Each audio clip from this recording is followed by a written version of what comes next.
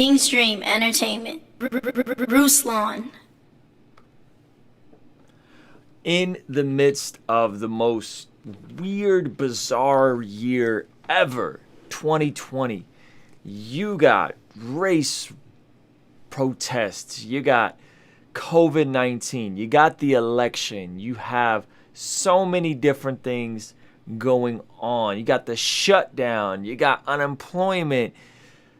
What a weird time. And in the midst of all this, as if this year couldn't get any more weird, it just came out that the president tested positive for COVID-19. This is, to say it's been an unprecedented year, I mean, that is the least that you could say, but this is just wild. So he just tweeted this out. This isn't fake news, guys. He just tweeted this out himself. I'll pull the tweet up. He said, tonight, First Lady and I tested positive for COVID-19. We will begin our quarantine and recovery process immediately. We will get through this together in all caps. Let's see what he tweeted right before this. He said, Hicks, which is the aide that got the COVID first. Before this, he said, Hope Hicks, who has been working so hard without even taking a small break, has just tested positive for COVID-19. Terrible. The First Lady and I are waiting for our test results. In the meantime, we'll begin our quarantine. And then again, right after that, he said, 53 minutes ago, tonight, First Lady and I tested positive for COVID-19. We will begin our quarantine and recovery process immediately. We will get through this.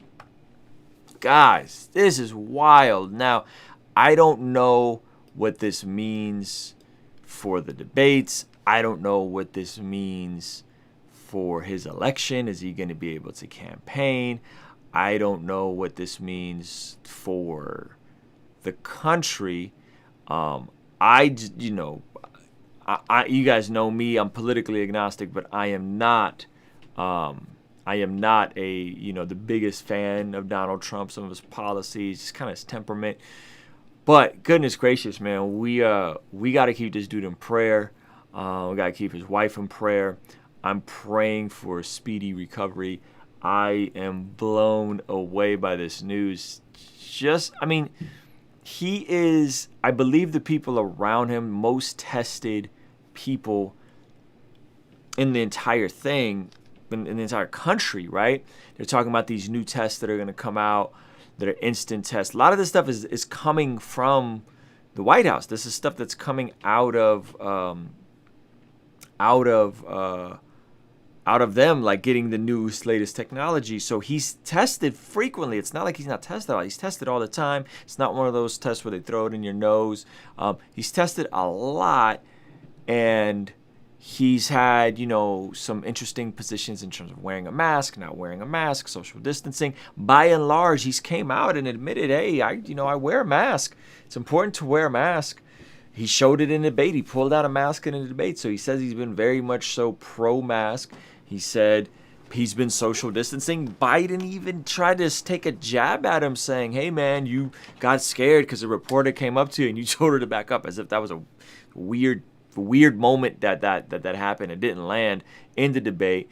And so I'm grateful that there's rapid testing. I'm grateful that he has great medical professionals around him. I'm grateful that they caught it early. But this raises a ton of questions, guys. This raises a ton of questions in terms of what does this mean? Obviously, praying for him and Melania to have a speedy recovery. Politics aside, guys, how I feel, personally about his temperament aside, doesn't really matter. This is the leader of our country. This is the leader of the free world. And I think if you consider yourself a person of faith, we definitely need to be praying for it.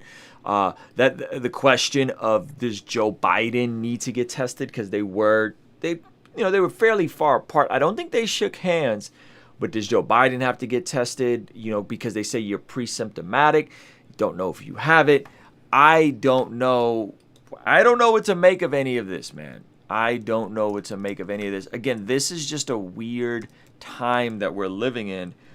that I know that the not the president, the prime minister of Britain got it, right? What's his name? Boris Johnson, I think.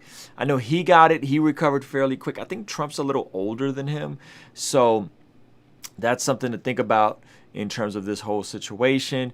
Of course, they're going to bring up like the issue of his weight and is he in the best shape? I think he's going to pull through. I'm praying he's going to pull through.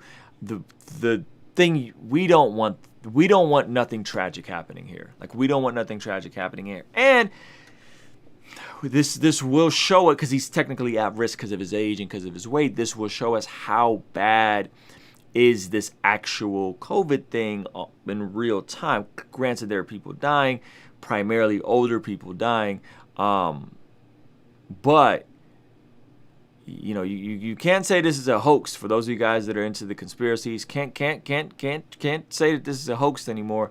You can't say that they're making it up. I mean, this is the president, you know what I mean, who was skeptical. There was the tapes that came out where he was skeptical, but then he was like, yeah, it's worse than we think it is. Tried to kind of downplay it. In my opinion, at this point, none of that really matters. I think what matters is that he gets healthy. What matters is that he recovers, that Melania recovers. At the end of the day, he's a president. He's also a husband. He's also a father. Like, he's also a family member. So I think at this point, in my opinion, like, I'm wishing him a speedy recovery. I think that is the decent thing to do. There's a bunch of stuff in the news cycle, and this trumps all of it, honestly. Like, there's leaked Melania tapes. There's Scott Adams coming out saying that he doesn't want to, he's not voting for him anymore because of his comments or his lack of comments denouncing white supremacy. There's a lot of stuff in the media cycle that is going to get ignored for at least the next couple of days, probably the next week. Guys, I don't know what to make of this. This is wild. And what I don't ever want to do is presume that, he was being reckless or whatever. You never want to blame the victim in a situation like this. And by and large, it's not, I don't know if it's his fault. One of his aides got it. And it just goes to show that, man, we have to all be careful out there, right? Like, social distancing, wearing a mask, washing your hands a lot, using sanitizer, all these things, because you just don't know. You just don't know what you don't know, man. So prayers up. Prayers up for the president, prayers up for his wife, prayers up for the family, everybody else who's going to be affected by this. Hopefully this doesn't throw the debate schedule off. I don't think it will. I'm believing and praying for a full recovery. I don't think it's going to throw the debate schedule off, but I don't know. And I hope it doesn't push the election back, right? Because if he can't campaign for 2 weeks because he's in quarantine, he has all these rallies scheduled. What does that mean? You know what I mean? What does that mean for the country? What does that mean for the nation? I don't know. This is wild. So all in all, man, here's a tweet again. Tonight, Flotus, which is First Lady, and I tested positive for COVID-19. We will begin our quarantine and recovery process immediately. We will get through this together, in all capitals. That sounds like him. Sounds like something he would say. The capitalization on the capitals. I don't think there's anything fishy going on here. I think he legitimately got it from Hope Hicks, his aide. So, goodness gracious, man. Major prayers up for the president. Prayers up for his family. Prayers up for his staff. Prayers up for Joe Biden. Hopefully he wasn't exposed to it during the debate, because the debate just happened a few days ago. I don't know when the aide tested positive, but this all seems to have happened within the last 24 hours. We don't know how long he's had it. Is he asymptomatic? I think I read a report saying that the First Lady is getting some symptoms. I don't know.